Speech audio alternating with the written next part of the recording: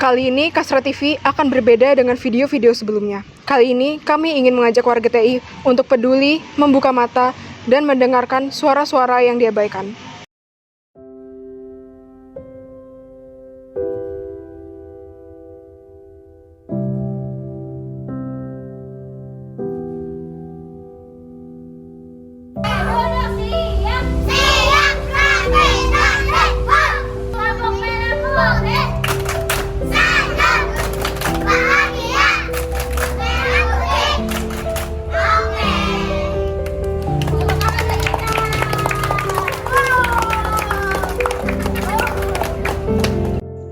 Merah Putih adalah tempat di mana mereka merasa aman.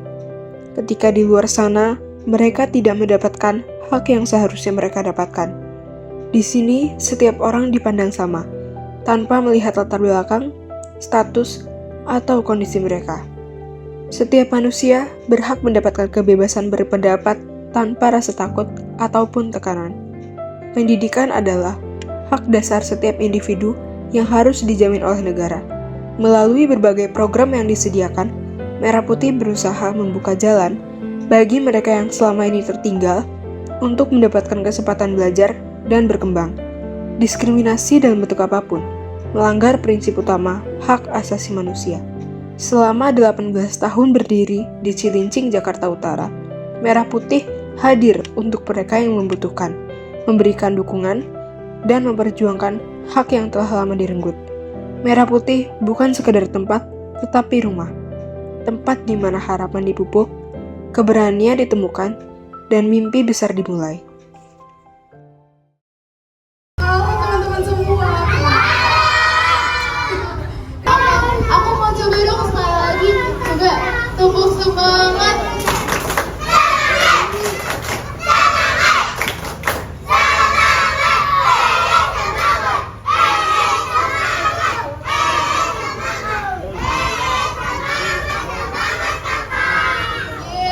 Makasih. Seru-seru. Oke, aku mau nanya dong, ada nggak yang mau main-main sama kita?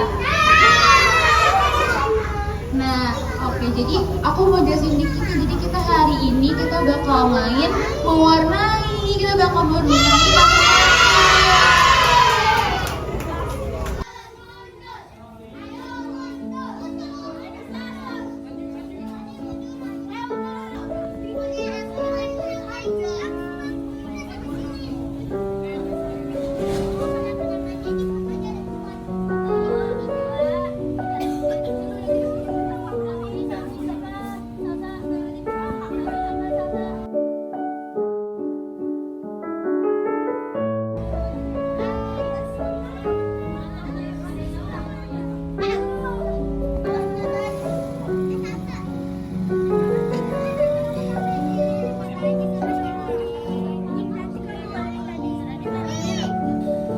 Yang buat siapa nih? Saya Kamu siapa namanya?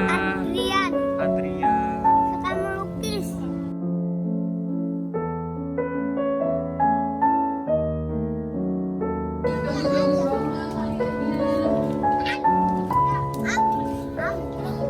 Coba yang lain mana? Yang lain. Coba yang Sofi tadi mana Sofi? Yang lebih menariknya lagi, Rumah Belajar Merah Putih menjadi tempat UMKM bagi ibu-ibu manula yang berada di sana, seperti menjual makanan dari rebon, baby crab, risol, dan juga es klepon.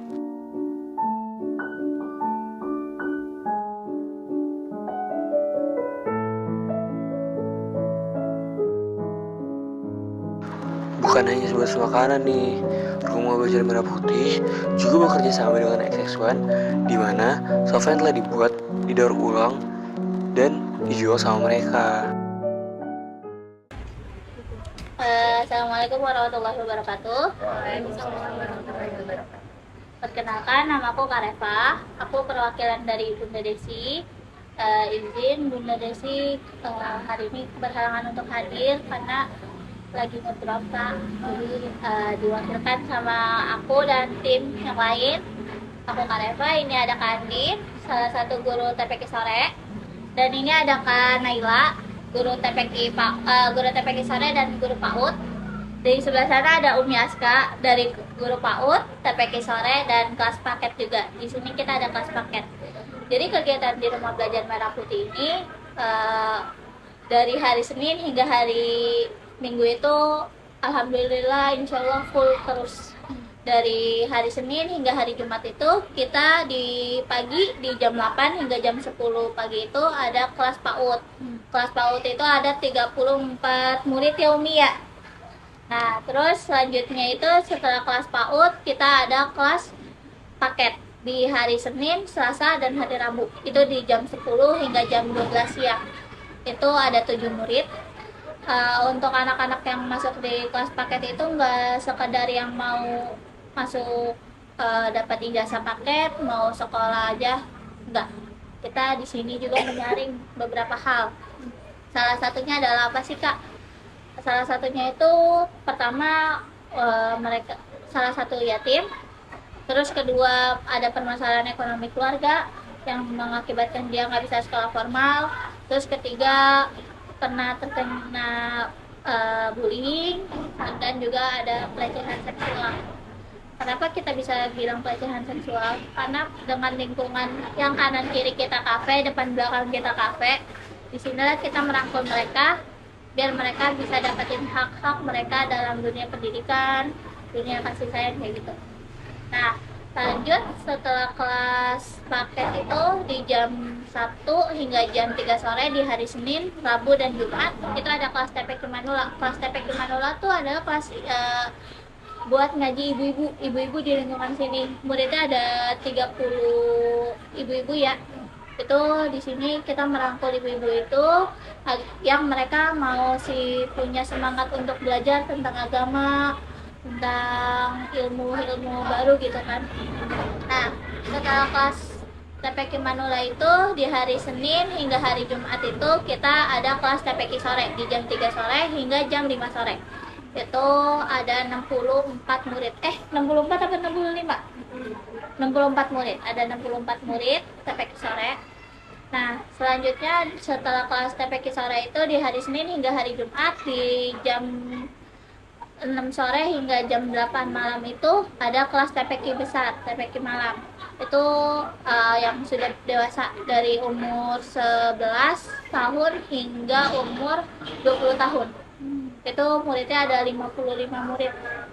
Nah, setelah itu di hari Sabtu dan hari Minggu kita ada kelas pemberdayaan. Pemberdayaan itu apa sih? Pemberdayaan itu ketika semua kelas dari kelas PAUD, TPQ sore, TPQ malam, dan kelas yatim itu kita gabung jadi satu, kita ngaji bersama di situ. Habis itu setelah ngaji bersama kita makan bersama. Nah, di sini Rumah Belajar Merah Putih ini berdiri itu sudah kurang lebih 18 tahun. 18 tahun dengan pendirinya itu ada Bunda Desi Purwatuning. Beliau dulunya membuat Merah Putih ini awal mulanya hanya sekedar pojok baca di rumahnya. Rumahnya di daerah Kalibaru, Cilincing situ. Oh, dekat sini juga. Ya, di seberang sana ada belok kanan. Itu pembakaran mayat situ. Belakang situ. Iya, di daerah sini ada pembakaran mayat TPKOM. Ada vihara yang biksu-biksu yang perempuan-perempuan itu ada. Ya. Lalu di seberangnya ada pembakaran mayat. Ibu dari sini gitu yang gitu. Tinggalnya daerah-daerah situ Di belakangnya. jadi ya deket lah dari sini. Nah, beliau dulu membuat pojok baca dan banyak anak-anak yang antusias untuk hadir ke pojok baca tersebut. Dan setelah dilihat banyak anak-anak yang mereka nggak bisa baca, tapi mereka pengen baca gitu kan. Nah, disitulah Bunda Desi merasa bahwa wah kayaknya bagus nih kalau misalkan diajarin mereka baca. Ditanyalah mereka dari mana sih, ternyata mereka itu adalah anak-anak dari lingkungan kolong jembatan sini. Ya, dulu tuh ya belajarnya hanya kayak di atas kapal, di pinggir laut, pantai situ gitu kan, pindah-pindah Kak. Nah, terus akhirnya kontrak, bikin kontrak, terus pindah lagi sampai hingga saat ini. Dan alhamdulillah setelah 2 tahun ini sudah berdiri milik sendiri. Sekarang sudah jadi milik sendiri, ini udah bangun 2 tahun gitu kan. Nah, kenapa sih Bunda bertekad untuk membuat rumah belajar ini? Yaitu untuk merangkul anak-anak lingkungan sini, mereka yang nggak dapat hak-hak mereka di pendidikan, kasih sayang. Nah, karena di sini banyak, kenapa mereka bisa nggak dapat hak pendidikan? Karena mereka itu tidak punya akta kelahiran, Kak. Di sini banyak sekali anak-anak yang kecil, anak-anak yang sudah dewasa pun mereka nggak punya akta kelahiran. Kenapa? Karena ya anak-anak dari luar nikah dengan ya nggak tahu bapaknya di mana, ibunya pun habis ngelahirin, habis itu ditinggalin anaknya, dititipin ke tetangga, dan udah. Jadi karena hal itu kan setidaknya kalau ingin punya akte kelahiran itu ada nama ibu ya, ibu kandungnya yang melahirkannya gitu kan. Tapi karena nggak ada nama ibunya ini, yang mengakibatkan dia nggak punya akte kelahiran kan. Dan karena dia nggak punya akte kelahiran ini, yang mengakibatkan dia ini tidak bisa sekolah di formal, sekolah formal di SD, di PAUD kayak gitu kan. Mungkin kalau PAUD kita bisa ngerangkul, kita ajarin mereka nulis, baca gitu kan. Cuma untuk mereka melanjutkan ke sekolah formal di luar sana, di swasta ataupun negeri, itu nggak bisa, kan ijazah nggak bisa terbit nantinya gitu kan. Nah, disinilah kita merangkul mereka. Dan juga yang tadi aku bilang ada korban pelecehan seksual di sini tuh masih sangat kental sekali tentang dunia itu kan. Karena ya karena depan kita ini, kalau jembatan ini yang kita lihat dipakai anak-anak buat bermain, ini kalau malam jadi kafe. Kafenya bukan dalam tanda kutip kita makan, minum, bukan. Tapi ya diskotik. Nah, paham? Ya gitu. Di sinilah. Dan kanan kiri kita juga kafe. Ini pun dulunya Kak, ini dulunya kafe juga. Ini dulu kafe. Dan nah, anak-anak di sinilah mereka rata-rata hasil dari dunia malam itu. Nah, kita rangkul mereka di sini, gitu kan. Dan salah satu murid kita juga pernah terkena pelecehan seksual, dia dijual sama ayahnya itu selama 6 bulan. Iya, 6 bulan. Selama 6 bulan dijual sama ayahnya, sampai anak itu sekarang trauma. Jadi kalau dia ngelihat laki-laki badannya besar dulu tuh, kalau sekarang udah better ya, sekarang udah dalam sekarang udah aman. Sekarang udah aman sih Kak. Mereka dia juga udah itu rangkul sama Bunda biar masalah untuk traumanya itu udah selesai. Jadi sekarang dia melihat siapapun tamu yang ada ke Merah Putih, datang ke Merah Putih, Bunda bilang mereka ini sahabat Merah Putih, mereka ini teman-teman kamu. Jadi kamu nggak perlu takut. Jadi sekarang dia udah mulai damai untuk hal itu. Dan ya seperti itulah Merah Putih. Makanya kenapa Merah Putih berdiri sekarang hingga saat ini, dan kita berharap hingga seterusnya ya. Jadi kan tadi Kakak udah sempat jelasin juga ya Kak tentang rumah belajar Merah Putih, tentang kondisinya dan segalanya juga. Mungkin aku pengen tahu sih Kak, sebenarnya fokusan anak-anak yang pengen Kakak lindungi dari rumah belajar Merah Putih itu anak-anak yang seperti apa? Untuk fokusnya itu kita ya dari segi lingkungan keluarga mereka, lingkungan di sini, kita nggak bisa merangkul mereka secara 24 jam, sekali 24 jam itu nggak bisa. Cuman setidaknya kita membantu mereka ini jangan terlalu terbawa arus dengan lingkungan yang seperti ini loh Kak. Nah, disinilah kita merangkul anak-anak ya,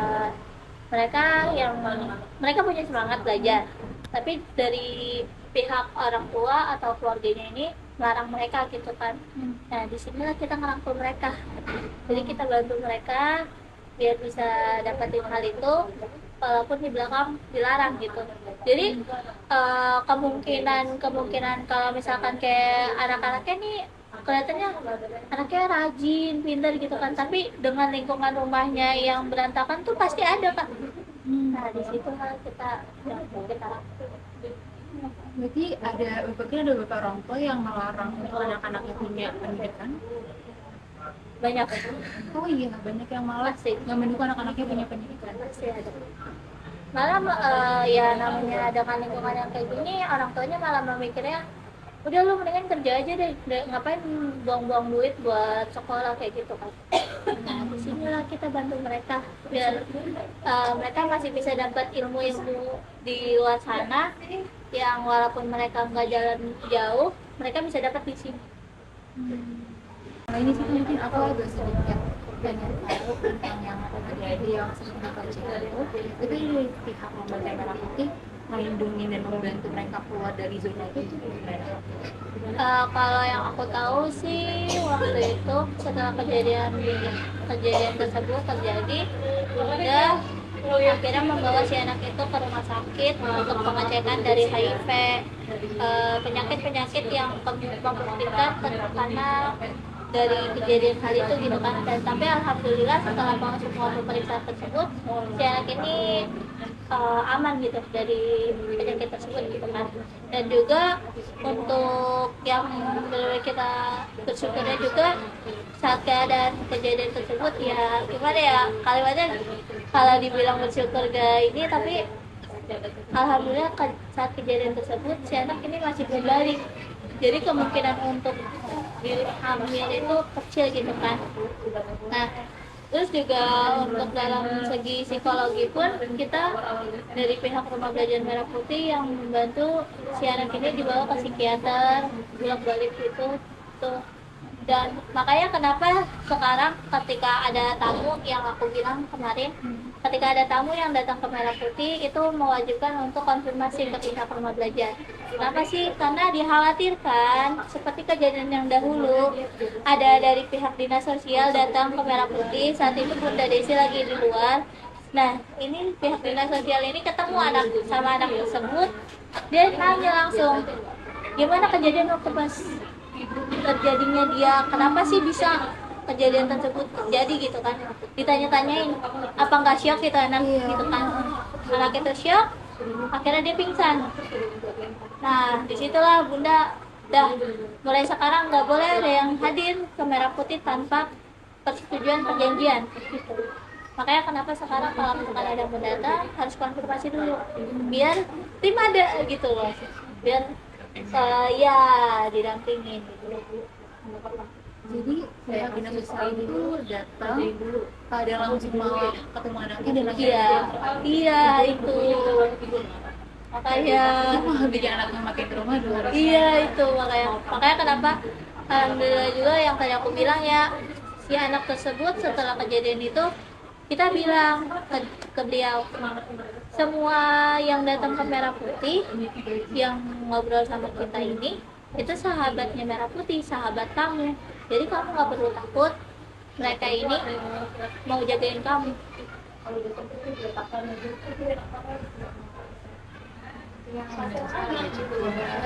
Kaget ya. Dimana kita yang ada kan sebenarnya yang harusnya bisa sosial malah dengan sosial normal itu semuanya jadi menggambarkan seorang melindungi lingkungan. Selama proses kakak memberi perlindungan ke anak-anak sini dan mungkin proses Lembaga Merah Putih sendiri itu sempat ada mengalami tantangan gitu nggak Kak? Tantangan ada. Tantangannya itu ketika kita kayak sedang jam pelajaran, kalau dulu ya Kak, itu benar-benar pas kayak TPQ sore, TPQ malam, karena kan TPQ malam itu di jam malam ya jatuhnya ya. Jadi antara suara ngaji kita dengan suara di depan itu bertabrakan. Terus ketika kita lagi ngaji bersama di atas, tiba-tiba ada yang mabok, terus ngelempar botolnya itu. Terus juga ya banyaknya pecahan-pecahan beling dari minuman-minuman keras tersebut gitu kan. Dan preman-preman yang kayak tiba-tiba minta ini ada yang minta kayak uang keamanan lah gitu kan. Terus ya gitu. Terus ketika kita kayak lagi ngaji nih, tiba-tiba mereka bakar sampah. Itu kalau mereka udah bakar sampah, udah kayak mengusir. Nah di situ kita juga banyak-banyak bersahabat juga sih dengan keadaan kayak gitu ya. Di sini kita lagi punya program baru buat ibu-ibu manula. Programnya itu apa sih? Oleh-oleh pesisir. Kenapa sih oleh-oleh pesisir? Karena dengan lingkungan yang laut ini banyak kayak ikan-ikan, terus kayak rebon, terus crab, baby crab itu nggak punya harganya gitu, kayak jadi dibuang gitu kan. Nah disinilah kita membantu mereka biar barang-barang ini nih bisa diolah menjadi harga yang mahal tuh. Aku berharapnya sih hanya di luar sana biar mereka lebih bersyukur, pastinya ya Kak, lebih bersyukur dengan keadaan yang bisa kita dapetin. Kita punya akta kelahiran aja itu udah bersyukur gitu kan, kita bisa sekolah SD, SMP, SMA, apalagi hingga kuliah itu udah alhamdulillah gitu kan. Karena di lingkungan ini pun untuk ke jenjang SD itu aja udah sangat berarti bagi mereka bisa dapetin hal itu. Nah juga mungkin ke depannya lingkungan di luar sana bisa lebih melihat bahwa banyak tempat-tempat terpencil seperti ini, daerah-daerah terpencil seperti ini, itu masih banyak anak-anak yang butuh tentang dunia pendidikan yang lebih luas gitu kan. Nah, di sini mereka nggak dapetin kasih sayang di rumah, yang ada mereka malah dapatnya pukulan, tendangan dari orang tuanya mereka, dari lingkungan mereka. Nah, di sini kita merangkul mereka biar mereka itu setidaknya untuk dunia tentang kasih sayang itu mereka bisa. Nah, di sini kita membantu mereka biar mereka itu bisa setidaknya berjalan dalam dunia pendidikan, agama, dan juga psikologis dan sensorik motorik mereka gitu, tentang mental yang mereka juga.